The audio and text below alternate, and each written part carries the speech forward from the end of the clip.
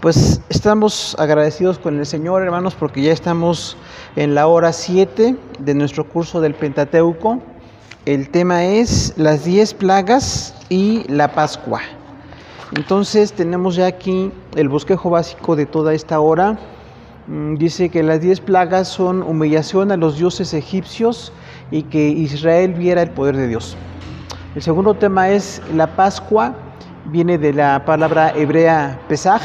Recordamos que la Biblia, el Antiguo Testamento, se escribió en hebreo y arameo.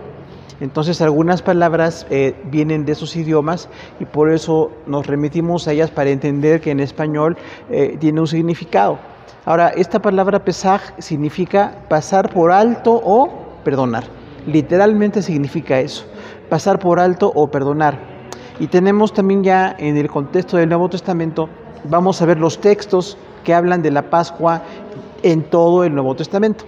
Se relacionan con Jesús, ¿no? Y el texto principal es 1 Corintios 5:7, que dice que Cristo es nuestra Pascua. Entonces vamos a empezar con el tema de las 10 plagas. Tenemos aquí ya numeradas esas 10 plagas que están en Éxodo 7 al versículo 14 al 12:36. La plaga 1 es sangre. La plaga 2, ranas. La plaga 3, piojos. La plaga 4, moscas. La plaga 5, ganado. La plaga 6, úlceras. La plaga 7, granizo. La plaga 8, langostas. La plaga 9, tinieblas. Y la tabla 10, muerte de primogénitos. Ahí están los capítulos, entre el 7 y el 12 están estas 10 plagas.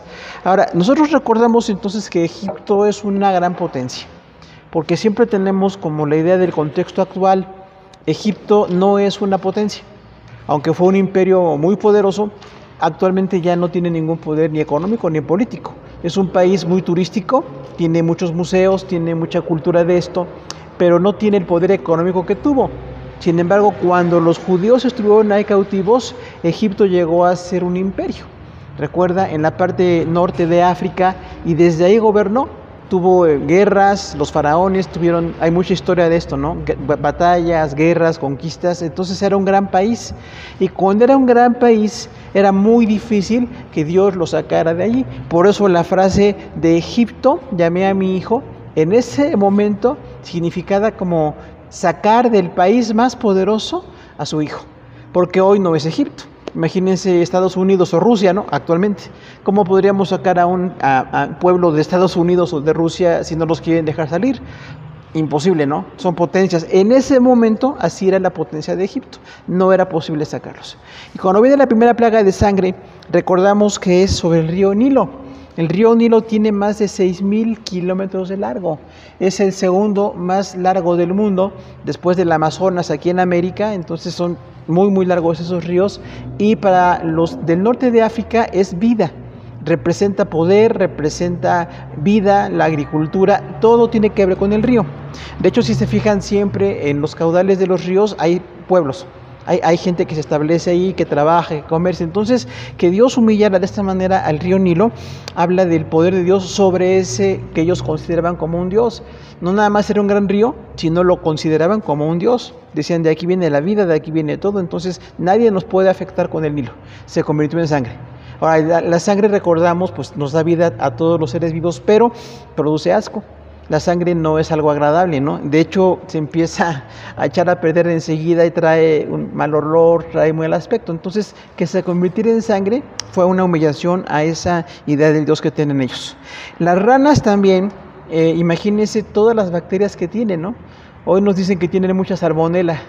No sé cuántos sus hijos les han concedido que tengan ranas ahí en la casa, tienen salmonelas a la vista, ¿no? Porque eso tienen, hay muchas bacterias ahí. Entonces pueden ser bonitos, pueden ser anfibios, como decimos, están bonitos, pero finalmente que haya miles de ellas y que contaminen la tierra, esto es una gran afectación. Incluso dice que cuando las ranas murieron, tuvieron que quemarlas, porque eran tantas cadáveres de ranas ahí y era imposible pues trabajar con ellas, ¿no? Entonces es una gran humillación. Los piojos, sabemos que es una plaga muy fuerte que afecta a todos. y habla mucho de falta de higiene, habla mucho de molestia y qué dificultad para tratar con piojos, ¿no? Quienes hemos estado cerca de esa situación sabemos qué difícil es y siempre nos da pena y siempre molestan, causa irritación y causan algunas infecciones. Entonces los egipcios, que se creían como un linaje de dioses, pensaban que ellos no tenían piojos. De ello la cosmética viene de ellos, ¿no? Sabe que las primeras en maquillarse son egipcias, el maquillaje viene desde Egipto, o sea, ellos veían la belleza física, veían el cuidado, pero estaban llenos de piojos. Entonces era así como un ataque a su vanidad. Las moscas, ¿qué decimos de las moscas, no? Portadoras de bacterias por todos lados, siempre contaminan, se meten donde sea, es algo muy molesto las moscas.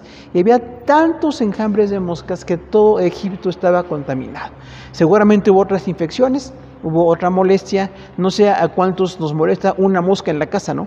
Imagínense a los que tengan cientos de moscas ahí en su casa, o sea, ya era una derrota, ¿no? La contaminación, la molestia que causan y el olor también, ¿no? Que llegan a causar. El ganado, es muy importante esto porque Dios dijo que cada plaga era como un golpe a Egipto. Recordamos que en Egipto el faraón tenía duro su corazón, pero después dice que Dios endureció su corazón. Esto causó un poco de controversia la semana pasada, pero decimos, bueno, Dios puede hacer lo que Él quiera o no, o nos tiene que consultar a nosotros. Pues puede hacer lo que quiera, ¿no? O sea, el faraón era muy duro de corazón, 5 o 6 veces. Las últimas 3 o 4 dice, y Dios endureció su corazón. Y dice, Dios le dijo a Moisés, voy a endurecer el corazón de faraón para glorificarme en Egipto. O sea, el propósito de Dios, aunque ya era duro el faraón, era glorificarse en Egipto. No iba a ser fácil, era un hombre que se creía Dios, ¿se acuerdan también, no? Los hombres que se creen dioses, entonces era muy difícil. Y que muriera su ganado es un golpe a la economía. De ahí viene el alimento, la producción, el trabajo, todo el ganado murió. Entonces esto fue una afectación tremenda. Imagínense en nuestro país o en cualquier país que haya todo esto, sangre, ranas, piojos, moscas, muerte del ganado, se acaba todo. Entonces eran golpes muy fuertes a la economía y a la soberbia de los egipcios, ¿no? Las úlceras en el cuerpo hablan mucho de una enfermedad que pueden ser varias, ¿no? Hoy dicen los dermatólogos y los médicos, hay varias enfermedades que provocan úlceras en la piel. Pero una úlcera en la piel habla de que estamos enfermos. O sea, no está bien, no es algo bonito, no es estético. Entonces tenían úlceras en el cuerpo todos los egipcios.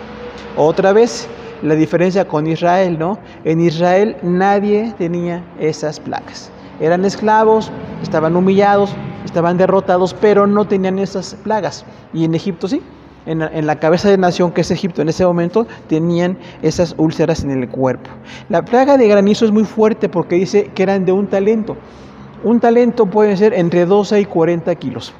Entonces, imagínense qué tipo de granizo cayó allí, porque hay algunas versiones, ¿no? Algunos piensan que un talento son 12 kilos y otros decían por épocas pueden ser hasta 40 kilos. Entonces dice que los granizos de un talento, imagínense nada más, devastó la tierra, a quien golpeó lo mató, o sea, fue muy fuerte esa plaga. De hecho, actualmente hay algunas veces que hay granizos más o menos grandes y acaban con mucha gente, ¿no? Imagínense nada más. Los que cuidemos el carro, pues el carro queda hecho pedazos, ¿no? Porque un granizo de ese tamaño. Los que tienen carrología, imagínense, ¿no? Las langostas son también, entendemos, una plaga devastadora. Para nosotros las langostas llegan a suceder, pero pasa más en Asia, ¿no? Que hay invasiones de millones de langostas, que una langosta no parece ofensiva, pero millones de langostas se acaban con todo. Si ya había acabado el ganado, se había acabado con el río en sangre, las moscas, las plagas que estaban ahí, también vienen las langostas, que acabó con todo lo que había.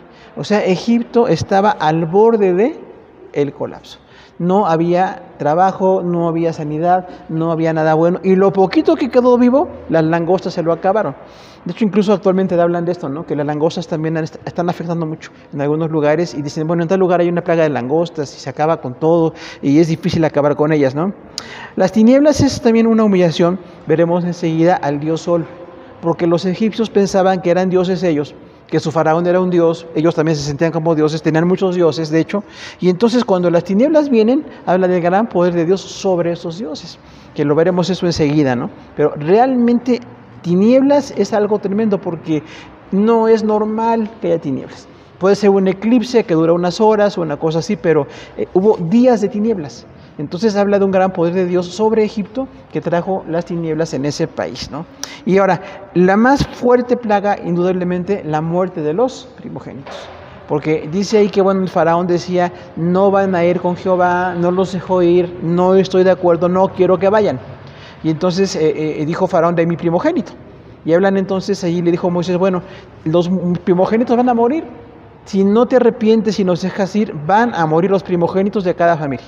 Imagínense todos, ¿no? Puede ser hombre o mujer, ¿eh? El primogénito o primogénita era para todas las familias. Y sucede otra vez, en Israel no, porque tenían la sangre en los dinteles y en los postes, ¿no? Pero todos los primogénitos de las familias de los egipcios hubo un muerto por lo menos. Entonces era algo así muy devastador, muerte, tinieblas. Por esas 10 plagas, hasta el pueblo de Egipto le dijo al faraón, déjalos ir ya. Ya no queremos nada que pase porque estamos al borde de la muerte, estamos muy devastados. Todo lo que ha pasado acabó con la economía, acabó con la salud y tú los tienes aquí, déjalos ir. Incluso aquí vemos a veces, hermanos, cómo nos va como pueblo de Dios, porque el pueblo de Dios estaba diferente. Dice que en Gosén había luz, en Gosén tenían su trabajo, eran esclavos, pero tenían todo lo que necesitaban tener. Ahora, cuando Egipto acabó y estaban así totalmente con estos caos, dice que incluso la gente le dijo a los judíos, váyanse ya. Y dice, y que los enriquecieron, ¿se acuerdan? O sea, les dieron joyas, les dieron bienes, les dieron, pues no sé, oro, plata, lo que hubiera de joyas se los daban. Y dicen, pero ya váyanse. No sé cuánto les gustaría que les despidieran así en algún lugar, ¿no? Vete de aquí, llévate mis joyas. Nos daría gusto a algunos, ¿no? No sé, a todos. Pero les dieron joyas, porque ya no querían una plaga más. De hecho, fueron 10 plagas. Dios tenía el plan de 10 plagas, no cambió el plan, pero ya Egipto estaba tan acabado que los mismos egipcios les dijeron eso. Por eso después aprendemos un principio. ¿Para qué nos da Dios, hermanos? Nos da para nuestras necesidades, pero también para que demos. Porque cuando se hizo el tabernáculo, ¿de dónde creen que salió el oro y la plata? Pues de lo que les dieron los egipcios. Porque dice entonces que Moisés pidió y dijo, vamos a hacer un tabernáculo. Dios dijo que hagamos un tabernáculo. Por favor, traigan oro, plata, madera, telas bonitas. ¿Y qué creen que pasó? Trajeron tanto que hasta sobró. No sé cuánto nos gustaría que pasara así en la iglesia, ¿no? Que sobre, pero es una bendición. Ellos fueron enriquecidos para después darle a la misma obra de Dios. Entonces hay un principio ahí de administración. No lo que me da Dios es para mí solo, me da para que le alabe, pero también pueda compartir con otros. Y también para la obra de Dios es una grande bendición. Entonces los judíos que estaban esclavizados salieron con mucha bendición. Ahora, hay algunos principios que tenemos aquí. El significado espiritual de las 10 plagas: la sangre provoca asco y se relaciona con muerte. La multiplicación de ranas alteró el ecosistema. Los piojos son molestos, provocan asco y algunas enfermedades. Normalmente se relacionan con suciedad. Las moscas son portadoras de enfermedades y contaminan.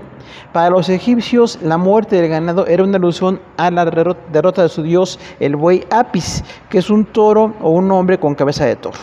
Las úlceras son producto de enfermedades, causan molestia y aflicción. El granizo fue un evento devastador. Las langostas terminan con muchas cosechas. Las tinieblas son derrota del dios Ra, dios egipcio del sol. La muerte de los primogénitos causó desolación en las familias egipcias. Entonces, ¿cuál es el significado espiritual de las 10 plagas? Pues porque para nosotros es un poquito distante, ¿no? Aunque las plagas a cualquier país sería devastador, pero en ese momento que Egipto se sentían dioses para todo, ¿no? ¿Se acuerda que tenían dios sapo, dios rana, dios buey, dios del río, dioses de todo? Bueno, esos dioses fueron humillados con las 10 plagas, porque ellos clamaban a sus dioses, ¿no? Incluso cuando vemos películas o novelas por ahí de este evento, dice el faraón, ¿no? Mi Dios va a poder contra tu Dios. ¿Podrá algún Dios con minúscula contra nuestro Dios, hermano? Pues no, definitivamente no. Entonces esas 10 plagas humillaron a los dioses de Egipto.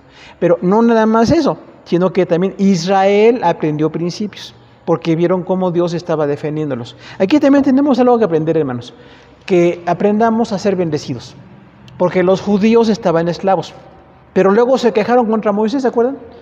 ¿Cuántas veces se quejaron? Más de 10. En todo el libro de Éxodo y Levítico se quejaron contra Dios, contra la comida, contra el clima, contra la falta de agua. O sea, esa gente que se queja de todo y que no aporta nada, no ayuda. En este momento los egipcios estaban siendo humillados, los judíos salieron bendecidos, pero al poco tiempo se les olvidó, porque decían, bueno, si Dios nos sacó, ¿para qué nos sacó? ¿Se acuerdan? Incluso ahí frente al Mar Rojo, a Moisés le dijeron, ¿para qué nos sacaste? Estábamos muy contentos ahí, esclavos.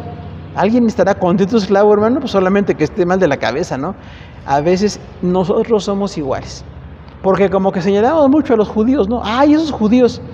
Cualquiera. Los mexicanos también entendemos lo nuestro, ¿eh?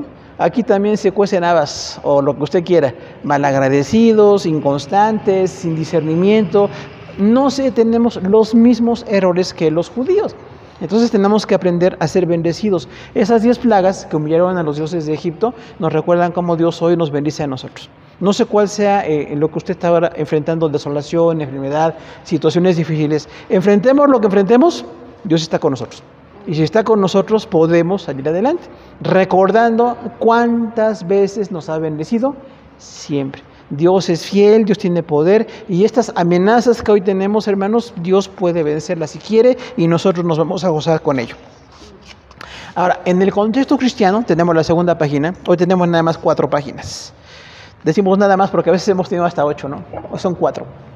En el contexto cristiano, las 10 plagas sobre Egipto tienen varias enseñanzas. Número 1, Dios protege a su pueblo. 2, para servir al Señor es necesario separarnos de la mundanalidad. 3, Dios usa a sus siervos para realizar prodigios. 4, el mundo tiene diversos tipos de ídolos, los cuales están derrotados por el Dios único y verdadero. Los creyentes debemos señalar el pecado que hay en los no creyentes. 6, hay una clara diferencia entre el trato de Dios con su pueblo y el resto de las naciones. Para mantenernos en el plan de salvación es necesario obedecer la palabra de Dios. Otra vez, hay un principio que hemos aprendido, le llamamos así: el principio de la aplicación inmediata. Esto no lo va a encontrar en ningún libro porque lo inventamos nosotros. O sea, muchos leemos la Biblia y decimos, mira qué cosa, ¿no? Está bien, pero no la aplicamos. Y lo que queremos hacer con la aplicación inmediata es decir, ¿cómo aprendo yo de lo que pasaban los judíos? Aunque no estoy en Egipto, no estoy enfrentando esto, pero tengo que aprender principios. Porque si no aprendo, no crezco. El que no aprende no crece. El que no aprende no se consagra, no tiene un mejor carácter. Entonces tenemos que aprender aquí un principio. Dios protege a su pueblo. ¿Dónde estaban los judíos? ¿Se acuerdan? ¿Cómo se llama la provincia donde estaban los judíos? Gosén, gracias. Estaban en Gosén. Porque cuando llegó José así triunfante y con gran relación con el primer faraón Ixo, entonces estaban muy bien, muy bendecidos, pero pasados 430 años llegaron los tebanos, ¿se acuerdan? Decíamos de Tebas, y esos tebanos ya no estaban de acuerdo con los que habían puesto a José y su familia, y entonces los atacan y empiezan a acabarlos, matan a los niños varones, están temerosos de lo que puedan hacer los judíos, pero Dios siempre bendice a su pueblo. Ahora, ahí entendemos entonces que Dios protege a su pueblo. Si nosotros somos pueblo de Dios, hermano, Dios nos protege. Porque no somos judíos, ¿se acuerda? No somos judíos. Hay actualmente en la iglesia mucho judaísmo, muchos piensan palabras judías, usan símbolos judíos. ¿Somos como los judíos? No somos. Los judíos son un plan. De hecho, si leemos con detalle la carta a los Gálatas, es una corrección del apóstol Pablo. No somos judíos. No haga la ceremonia de la circuncisión, no tiene que ir a Jerusalén, menos ahorita que hay tanta guerra, no, nada de eso. Pero hay mucha gente que tiene ideas muy judías. Entonces no vamos a ser judíos, pero como cristianos somos muy bendecidos. Dios bendice, protege, da una provisión especial, y entonces nosotros tenemos que aprender que Dios nos protege. Hay muchos riesgos, ¿no? No sé cuántos tenemos miedo cada que nos despertamos. Cuando vemos la violencia que nos rodea, cuando vemos las cosas que hay, situaciones muy amenazantes, parece que van a acabar con nosotros. Pero si Dios quiere, pueden acabar con nosotros. Y si Dios no quiere, hermano, pues no acaban. Sencillamente, ¿no? Por eso fue que en Gosén no había plagas. No hubo muerte de ganado, no hubo sangre, no hubo otras cosas. Entonces ser pueblo de Dios es una gran bendición.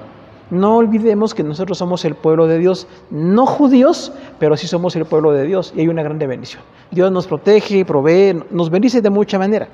Ahora, un segundo punto que vemos aquí: para servir al Señor hay que separarnos de la mundanalidad, porque Egipto en todo el Antiguo Testamento significa mundanalidad.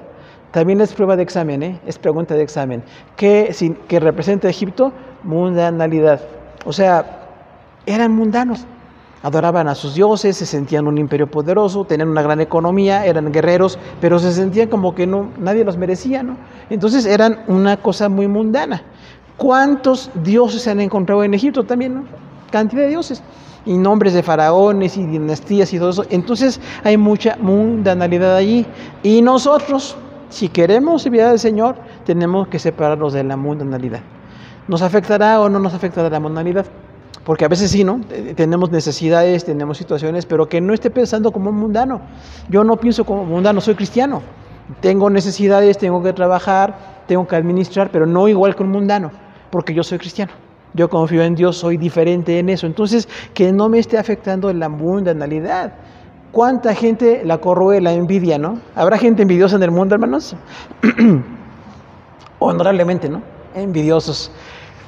Pues nosotros no envidiamos a nadie. Lo que tenemos es por la gracia de Dios. Lo que no tenemos, Dios sabe por qué y hay que trabajar por eso. Pero no porque alguien tenga lo voy a envidiar. Porque realmente no es lo más importante lo que la gente tiene. Lo más importante es lo que la gente es. Nosotros somos creyentes, no estamos en el mundo, no amemos las cosas del mundo, porque eso es lo que se vende todos los días, ¿no? Como dice Primera de Juan, los deseos de los ojos, los deseos de la carne y la vanagloria de la vida. O sea, es lo que vende todos los días. Yo vivo en medio de esto, no me puedo separar de esto, pero no puedo vivir de acuerdo con esto. No me interesan los deseos de los ojos, ni de la carne, ni la vanagloria o soberbia de la vida. Tengo cosas necesarias, las cosas que no tengo, Dios sabe por qué, pero tengo que aprender a vivir en medio de esto. Yo no puedo ser mundano, tengo que ser cristiano. Otra cosa, ¿a quién usa Dios para hacer prodigios? A sus siervos. ¿Te acuerdas de Moisés que no quería? Puso pretextos. No, Señor. Ahora, yo no creo que fuera tartamudo, Hay muchos hermanos que dicen, Moisés era tartamudo. No, nunca dice tartamudo, Dice, soy lento para hablar. No sé a cuánto nos da lentitud para hablar, sobre todo cuando nos toca predicar o dar clase, algo así, nos da una cierta lentitud. No habla de torpeza, pero no es fácil representar a Dios. Sin embargo, Moisés lo hizo. Ahora, Aarón también era hermano de Moisés mayor y también sirvió. No era perfecto, pero sirvió. Y sin embargo, Dios usa a estos hombres imperfectos. ¿Qué prodigios? Todos los que ustedes quieran. Las 10 plagas. Moisés llegó con el faraón y le dijo, si no dejas ir a Israel, viene una plaga. ¿Qué hizo faraón? Los dejó. Dijo, no puedo dejarlos que ustedes se vayan, están mal. ¿Cómo creen que los voy a dejar? Váyanse a su casa, sigan trabajando, pónganles más yugos. Hubo esa respuesta del faraón. Sin embargo, estos siervos fueron usados. Moisés se equivocó cuando golpeó la peña 2 veces. Moisés tuvo errores como hombre, pero sin embargo aprendemos principios. Dios usa a sus siervos para grandes obras. Y esta obra quedó permanente. De hecho, Moisés, hoy es el tema, en la clase y en la predicación. Si no se duerme en la predicación, va a ver que hoy vamos a hablar de Moisés. No fue planeado, es Dios quien hace las cosas, ¿no? Pero ejemplo consagrado, de dedicación, un hombre preparado. Y sin embargo, con todas las virtudes y defectos, Dios lo usaba. Y al final de cuentas, aprendió la humildad Moisés, ¿no? Aprendió la humildad. Tenemos un 4 punto aquí. Hay muchos tipos de idolatría. No sé cuántos decimos, yo no soy idólatra, hermano. Yo ya soy cristiano. Desde que Dios me salvó, yo ya jamás tiré mi virgencita, Ok. Pero ¿cuántos idolatran el trabajo? Idolatran al esposo, a la esposa, a los hijos, aunque estén bien feos, a sus nietos, no sé, a su papá, a su mamá. Hay muchas formas de ídolos. Gente a la que le doy más importancia que a Dios, o la importancia que le debía dar a Dios se le doy a ellos. Y eso es una idolatría, hermano. Entonces tenemos que aprender que todos tienen valores, los amamos, los necesitamos, pero nunca se pueden comparar con Dios. Porque eso tenemos que aprender a hacerlo. No puedo ser idólatra. Si yo soy idólatra en esto, va a haber consecuencias. Porque tengo un desajuste personal, familiar, en donde esas cosas o personas que les doy ese valor, les doy tanto valor que me desajusto. Me desajusto en las cosas de Dios y entonces siempre tiene consecuencias. Los puedo amar, pero nunca como a Cristo, ¿no? Hace muchísimos años, una hermana nos dio una gran lección, porque ella decía, bueno, mientras no conocía a Cristo, yo idolatraba a mi esposo. Quería mucho a mi esposo. Pero cuando llegué a Cristo le dije, ahora tú tienes el segundo lugar. ¿Está bien o no está bien, hermanos? O está bien que el hombre tenga el primer lugar y él es la cabeza de el cabezón de la casa, ¿no? La cabeza de la casa. No, te adoro, te quiero mucho. Al único que adoro es a Dios. Y a las demás, pues los quiero mucho y nada más. Algo importante, los creyentes tienen que señalar los pecados de los no creyentes. Porque Moisés señaló el pecado de Faraón. y le dijo, tú no eres Dios, hay un Dios muy por encima de ti y te va a demostrar su poder. Y aquel no quiso. Sin embargo, nosotros tenemos que señalar el pecado. Tenemos que aprender aquí de la palabra Pascua que decíamos, hebreo Pesaj. De ahí viene la palabra Pascua en español. En griego es Pashka, por eso casi se parece en español, ¿no? Pascua, Pashka y Pascua. La Pascua tiene algunas lecciones. Dice aquí, hay 16 lecciones. Es del 12:1 al 28 de Éxodo. El principio de los meses para Israel era importante. Un cordero, familias pequeñas podían unirse para hacer un cordero. 4, un animal sin defecto. 5, inmolado. Esto quiere decir dar la vida en provecho de otro. 6, poner sangre en los postes y en el dintel. 7, comer la carne asada al fuego con panes sin levadura. 8, comerlo con los lomos ceñidos y calzado en los pies. 9, la sangre como señal. 10, será memoria. 11, los panes sin levadura 7 días. 12, el primer día de santa convocación. 13, ninguno saldrá de su casa. 14, Jehová heriría a los egipcios. 15, guardar por estatuto. Y 16, al entrar a la tierra, guardarlo.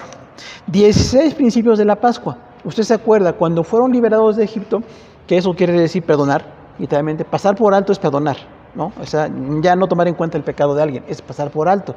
Perdonar también, o incluso quieren decir pasar delante también, o sea, ya no poner en cuenta con el pecado de la gente. Dios les dijo, cuando salgan de Egipto, inicia su mes, el mes de Nisan, y entonces van a tener una Pascua. En el día 14 van a tener santa convocación, un cordero sacrificado, para que cada familia lo pueda hacer. Vemos incluso hasta la misericordia de Dios, ¿no? Porque dice, si una familia es muy pequeña, una de 2 familias para que tengan un cordero y no se les haga un gran costo, ¿no? O que no puedan, hagan algo para estar ahí. Y algo importante también ahí, hermanos, es la vida familiar.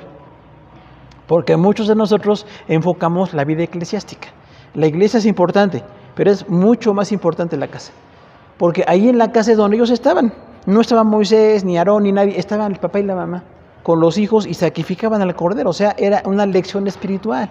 Por eso papás y mamás en su casa hagan una Pascua espiritualmente. O sea, ahí se enseña, ahí se señala, ahí se es fiel, ahí se aprende.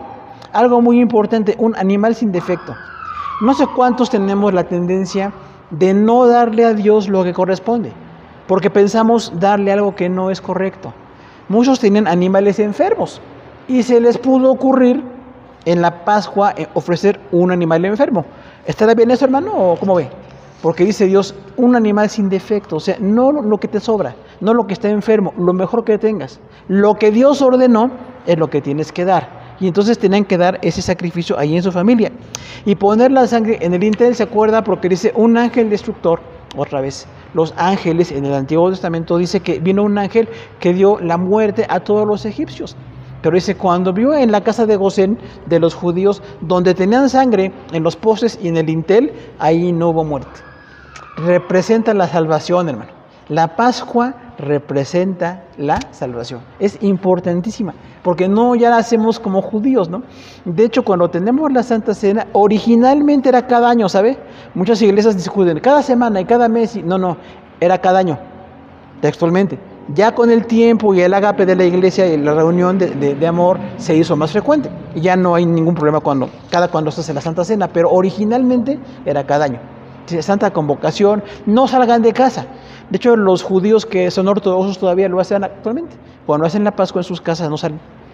Lo hacen en Sabbat, ¿no? Siempre ellos en Sabbat, el sábado, día de consagración para ellos, dicen, bueno, tengo Pascua y no voy a salir, ni compromisos, ni cosas, tengo que dedicarme a Dios. Ya está trazada la cosa. Jesús es nuestra Pascua, no tenemos que hacer esa Pascua, pero los principios permanecen, ¿se acuerda? Pasan las formas culturales, pero permanecen los principios. Por eso la ley no pasa ni una jota ni una tilde, o sea, no es que ya no se cumple la ley, ya no la hacemos de manera cultural, pero sí espiritualmente permanecen los principios de santidad, de consagración, de bendición para nosotros, ¿no? Ahora, cuando tenía esto decía, será un memorial. ¿Qué quiere decir memorial? Para acordarnos, literalmente, para memoria. Entonces, cada que hagan la Pascua, habrá memoria. Y Jesús dijo textualmente, cada vez que celebren este pan, será memorial de mí. ¿De quién nos acordamos? Pues de Cristo. Ya no el cordero aquel en el tiempo de Moisés, o algunos que todavía les piensan que hay que ir a Jerusalén y hay que ir al templo. Bueno, no hay templo en Jerusalén ahorita, ¿no? Judío, entonces es un problema. pero no necesitamos movernos. Donde estemos, en nuestro corazón está el Señor Jesús. Ahora, Dios hizo una diferencia con los egipcios. ¿Se acuerdan? Estaban en juicio, con muerte, con plagas, con piojos, con moscas, con mucha mortandad. Y los judíos tienen mucha bendición.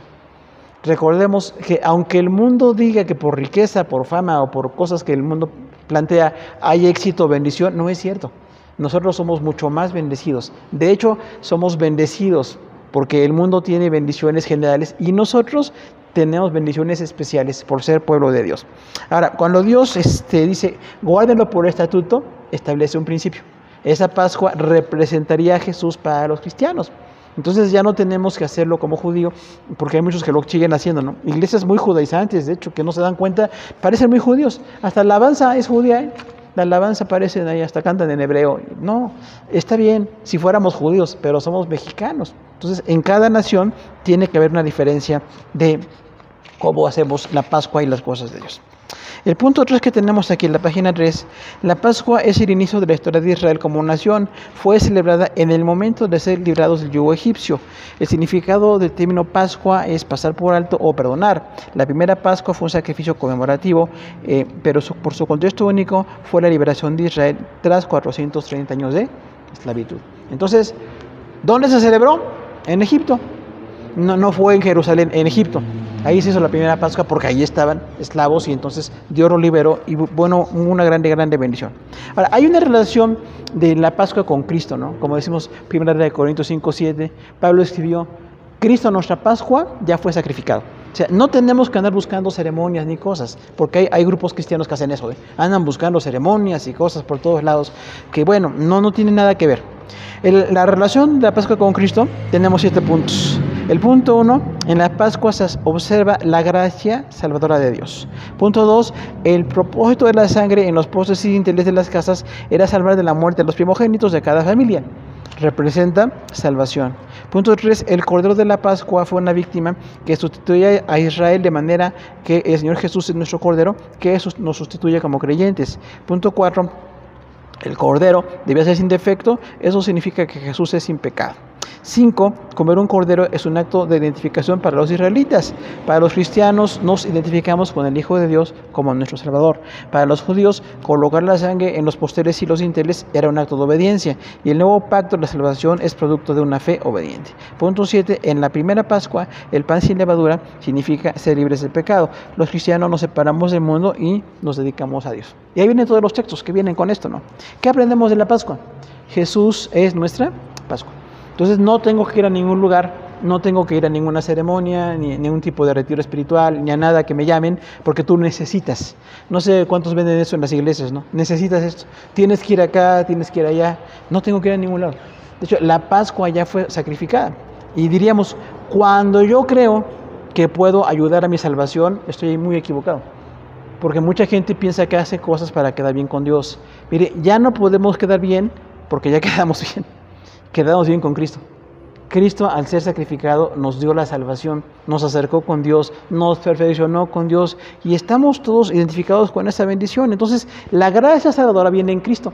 Por eso ya no un cordero allá en Jerusalén, sino cuando Jesús llega a nuestro corazón. Esa es la salvación y eso tenemos ahí la bendición de ser creyentes, ¿no? Ahora, poner la sangre era un signo de identificación. Hoy ya no tenemos que hacerlo. Porque créame, ahí conocemos una persona que ponía sangre ahí en su puerta, aunque usted no lo crea. Dice, es que ahí dice en la Biblia, sí dice, pero tengo que ver por qué dice y qué significó. No quiere decir que yo lo haga, porque eso se llama interpretación simplista. O sea, dice, es que ahí dice, sí dice, pero no dice que lo haga yo. De hecho, otra persona también puso un listón ahí en su ventana. Es que en el tiempo de Josué le dijeron a Rahab que pusiera un listón en su ventana. Ya puse mi listón y lo tuvo. Y está aquí en Coacalco, lugar, no le digo dónde, aquí en Bosques, hace más de 25 años eso, ¿no? Hay gente que luego no interpreta bien. O sea, no quiere decir que porque yo lo hicieron yo lo haga. Ni un cordero, ni voy a poner sangre, ni nada de nada. Ya tengo la salvación y la gracia de Dios. Entonces, ¿qué hago? Descanso en la gracia de Dios. Porque si creo que yo tengo que hacer algo, que me hace falta algo, entonces estoy equivocado. No sé cuántos conocemos grupos legalistas. ¿Qué es un legalista? Fuerte. Perfecto. Tiene mucho énfasis en la ley. pero no el normal, exageradito. O sea, la ley era un ayo, ¿se acuerdan? O sea, tenía una lección espiritual de llevarnos a Cristo. Y la ley señalaba el pecado, nada más. Pero este tipo de grupos cristianos ahí ponen muchas reglas. Para que llegues a Cristo tienes que hacer no sé cuántas cosas. Porque necesitas esto, necesitas aquello, y no puedes así como estás. Olvídate. Hace muchísimos años, una hermana que está en Cristo ahora, gracias a Dios, se quería arrepentir. Y como no traía falda, ¿qué cree que le hicieron? Se la puso, no la dejaron entrar. Entonces, esa mente tan exagerada de reglas, hermano, hace que no dejemos la gracia de Dios. Y créame, lo malo es que muchos de nosotros venimos de iglesias legalistas. Tuvimos esas reglas, gente que decía, no, cuidado y entres con pantalón al templo, es maldición. No es maldición, es bendición. Porque malo que no tuviéramos ropa, ¿no? Ahí sí sea maldición, pero vístase como quiera y venga. Pero hay muchas reglas en las iglesias innecesarias. Es que el Antiguo Testamento es exactamente, lo dice el Antiguo Testamento. Permanece el principio santidad o consagración, no la forma cultural. Porque hoy la forma es otra. De hecho, el significado contextual es otro. Para que la gente esté consagrada, para que busque de Dios, no le pongamos reglas a la gente. Que vengan como quieran, pero que vengan, hermano. De verdad, que vengan y que estén en Cristo. Nos encantaría que estén, pero muchos hemos tenido esa conducta pues cerrada. Y no, tú no puedes, y a ti no es para ti. Hermano, es importantísimo que la gente reciba la gracia de Dios. Por eso incluso cuando hablamos de la Santa Cena, se acuerda que aquí en la iglesia tenemos comunión abierta, o sea, la puede tomar quien quiera. Porque hay iglesias que le ponen reglas, es que hasta que te bautices, es que hasta que... La regla no es tan mal en sí, pero no reflejan la gracia de Dios, porque mucha gente no tiene la gracia de Dios. Por ahí decía mi esposa alguna ocasión, ¿no? Que cuando era muy chiquita ella, a los niños no les daban la Santa Cena, y sentían feo, no dicen, ¿por qué nosotros no? Si ya estaban en Cristo. Por eso decimos, si estás en Cristo es lo único que necesitas, ni bautizarte, ni edad, ni casarte, ni nada. Y hay iglesias que ponen reglas para todo. De hecho, yo conozco una iglesia donde teníamos un reglamento de la iglesia local. Parecía más sindicalista que otra cosa, todavía lo tengo por ahí. Olvídate del reglamento. Que la gente se acerque por la gracia de Dios, y si quieren estar, qué bueno que quieran estar. Ya, cómo trata Dios con ellos o cómo tienen que cambiar será después. Pero hoy que vengan de la gracia de Dios. Porque incluso muchos han apartado hasta la gente de la fe con esas reglas tan grandes, ¿no? Tenemos un contexto temático de la Pascua como último. Página 4 del manual. Los hijos de Israel celebraron la Pascua con las cosas que mandó Jehová a Moisés. En el mes primero, a los 14 días del mes, la Pascua de Jehová. Guardarán el mes de Abib y harán Pascua a Jehová su Dios. Y celebraban la Pascua a los 14 días del mes por la tarde en los llanos de Jericó. Hacer la Pascua a Jehová nuestro Dios. Para celebrar la Pascua de Jehová en Israel. Los hijos de la cautividad celebraron la Pascua a los 14 del mes primero. Dentro de 2 días se celebrará la Pascua y el Hijo del Hombre será entregado para ser crucificado. Los discípulos hicieron como Jesús les mandó y prepararon la Pascua. Estaba cerca la fiesta de los panes sin levadura que se llama la Pascua. Cuánto he deseado comer la Pascua con vosotros antes que padezca. Estando en Jerusalén, en la fiesta de la Pascua, muchos creyeron en su nombre, viendo las señales que hacía. Antes de la fiesta de la Pascua, lavó los pies de los discípulos. Vosotros tenéis la costumbre de que os suelte uno en la Pascua, dicho por Pilato, y se proponía sacarle al pueblo después de la Pascua, dicho por Herodes, porque nuestra Pascua, que es Cristo, ya fue sacrificada por nosotros. Y por la fe celebró la Pascua y la aspersión de la sangre para que el que destruía los primogénitos no los tocase a ellos. Ahí están todos los textos. Números, Deuteronomio, Josué, Segundo de Reyes, Esdras, Mateo, Lucas, Juan, Primera de Corintios y Hebreos. ¿Qué dice de la Pascua? Todo esto.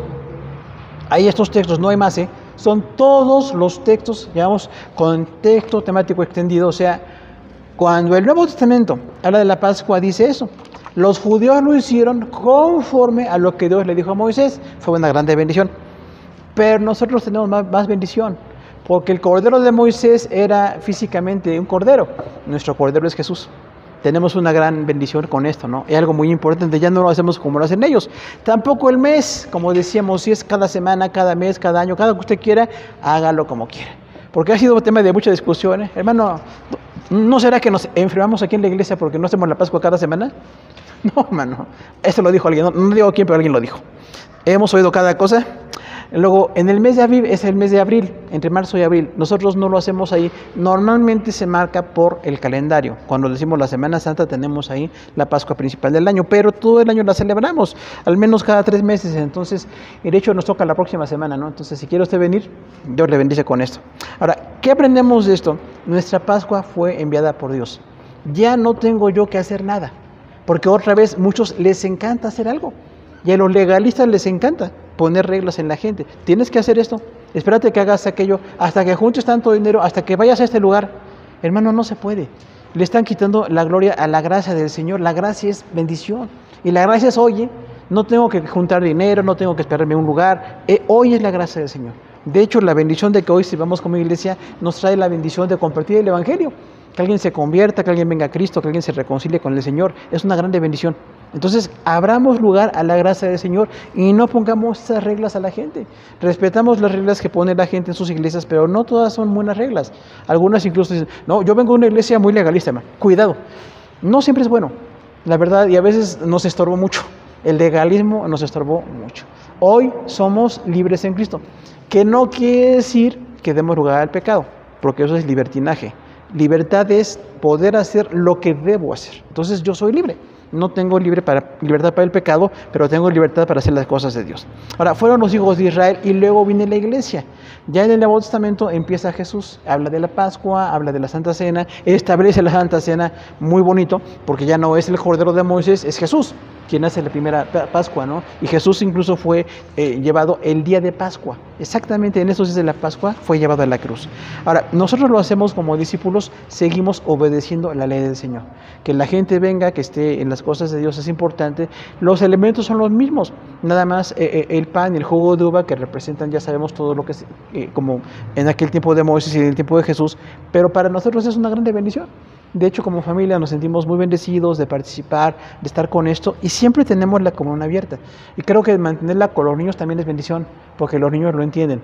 Cuando no quieren los niños, no los obligamos, pero cuando ellos quieren, hermano, es una bendición. De hecho, hay niños que han dicho, yo estoy en Cristo, ¿no? No sé, hace una semana decían de una iglesia aquí en Puebla que un niño lo bautizaron a los 9 años. ¿Por qué cree? Es que es bien inteligente. A los inteligentes les va bien a veces, ¿no? Lo que pasa es que todos bautizamos por ahí de los 12 años, ¿no? Le decimos la adolescencia, ya no eres niño, ya tomas tus decisiones.